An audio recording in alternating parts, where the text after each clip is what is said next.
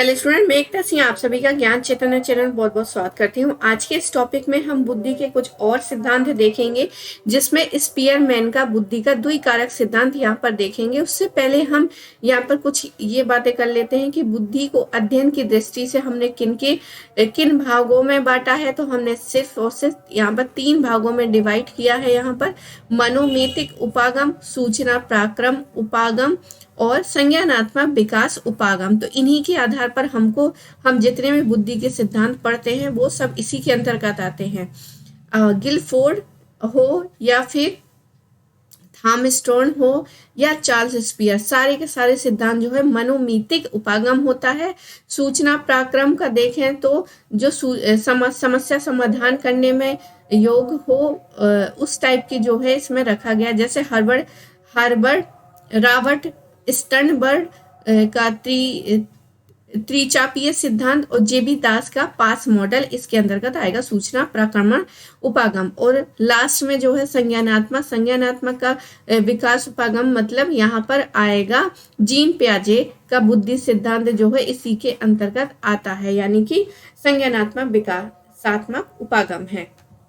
तो ये एक छोटी बात थी कि बुद्धि जब हम पढ़ते हैं तो उसको 3 भागों में हम अध्ययन की दृष्टि से हम डिवाइड करते हैं। तो सबसे पहले हम मनोमीतिक उपागमों को ही देख रहे थे, जिसमें हमने पिछली वीडियो में हमने यहाँ पर बहुबुद्धि का सिद्धांत देखा था, जो कि था गार्डनर का। यहाँ पर स्पीयरमैन का बुद्धि का द्विकारक सिद्धांत हम देखने वाले हैं।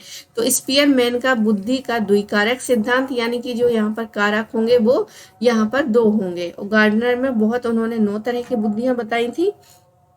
तो चार्ल्स स्पियर एक अंग्रेज मनोवैज्ञानिक तथा कारक विश्लेषण के प्रणेता सर्वप्रथम ये दावा करते हैं कि बुद्धि में एक सामान्य कारक जनरल फैक्टर जी तथा कुछ विशेष फैक्टर, जिसको उन्होंने क्या बोला है, एस बोला है।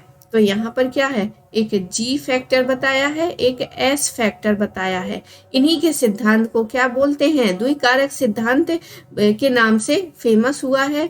बुद्धि का सिद्धांत मनोविज्ञान के इतिहास में उनका मुख्य योगदान कारक विश्लेषण का विकास एवं प्रयोग है। उन्होंने कारक विश्लेषण और सह संबंध विश्लेषण का प्रयोग जी और एस कारकों का पता लगाने के लिए किया है। तो यहाँ पर जी और एस से उस 2 कारकों को उन्होंने संबोधित किया है।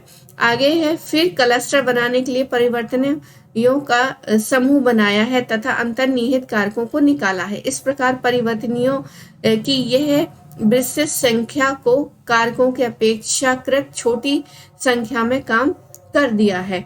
आगे देखते हैं, स्पियर ने मैन की जो बुक है, जिन्होंने अपना द्विकारक सिद्धांत दिया है, द एजिबिलिटी ऑफ मैन 1927 में, इसमें उन्होंने द्विकारक सिद्धांत को बुद्धि का अलग से विस्तार से बताया है। सभी बौद्धिक गतिविधियों एक सकल सामान्य कारक साझा करती है, जो एक व्यक्ति के द्वारा अपने जीवन में की जाने वाली सभी गतिविधियों में रहता है। स्पियरमैन ने इस सामान्य कारक को मानसिक शक्ति कहा है, जो जन्मजात होती है। तो यहाँ पर जन्मजात कहा है स्पियरमैन ने, सामान्य कारक को जन्मजात कहा, यानी कि ये जो जी वाला है इसको जन्मजात माना है। जनरल फैक्टर को जन्मजात माना है।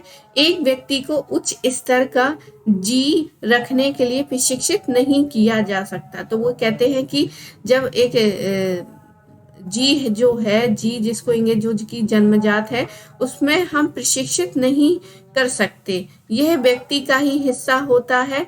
और वे कौन है, लोग विविध स्तरों की सामान्य बुद्धि जी रखते हैं। मतलब कुछ लोग जो है जन्मजात ही जी बुद्धि रखते हैं। इस सामान्य, इसको जी को क्या बोला है, सामान्य, यानी जनरल कहा है। बुद्धि के आधार पर हम व्यक्ति को बुद्धिमान या मंद बुद्धि कहते हैं। तो सामान्य बुद्धि के आधार पर ही हम किसी व्यक्ति को मंद बुद्धि कह देते हैं। यह जी किसी भी बुद्धि परीक्षण में एक व्यक्ति के अंकों के लिए प्रमुख निर्धारक है। इस सामान्य बुद्धि जी कारक के अतिरिक्त एक विशिष्ट कारक, मतलब कि कुछ स्पेशल फैक्टर भी हैं, जिसको एस से उन्होंने चिन्हित किया है। जी है और एस है। जी जो है जन्मजात है और जो एस है वो स्पेशल है। अब आगे देखते हैं जो विभिन्न योग्यताओं के लिए विशिष्ट है। उदाहरण के लिए गणित का परीक्षण, स्थानिक संबंध, मौखिक प्रवाह, इन विशिष्ट बुद्धियों में से एक अलग है जो कि एस की माप करते हैं। एक व्यक्ति का बौद्धिक प्राप्तांक जी के परिणाम के साथ साथ व्यक्ति में निहित एस कारकों के संयोजन में प्रतिबंधित होता है। उदाहरण के लिए किसी व्यक्ति स्थानिक बुद्धि परीक्षण में प्रदर्शन उस व्यक्ति की सामान्य बुद्धि तथा स्थानिक योग के मेल को प्रदर्शित करती है। आगे बताया है कि स्पीयरमैन ने अनेक परीक्षणों, इस बुद्धि को जानने के लिए बहुत सारे परीक्षण किए। विभिन्न लोगों के द्वारा प्राप्त अनेकों प्राप्तांकों के बीच अतः संबंध का सांख्यिकीय रूप में विश्लेषण उन्होंने किया।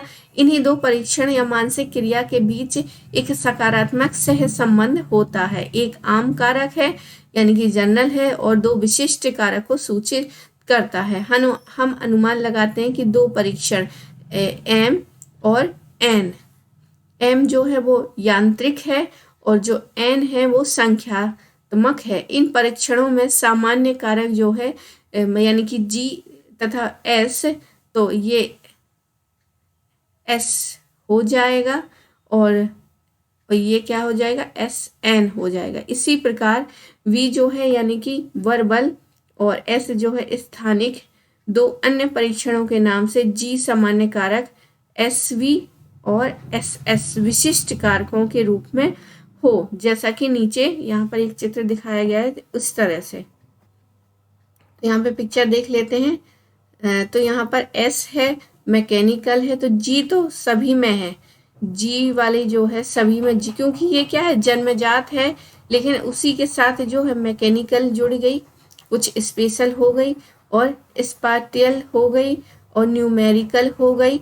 लेकिन इन सब के स्पेशल के साथ क्या है, जनरल जो है उसको भी ऐड है, क्योंकि ये तो जन्मजात है, उसको जन्मजात मिली हुई है।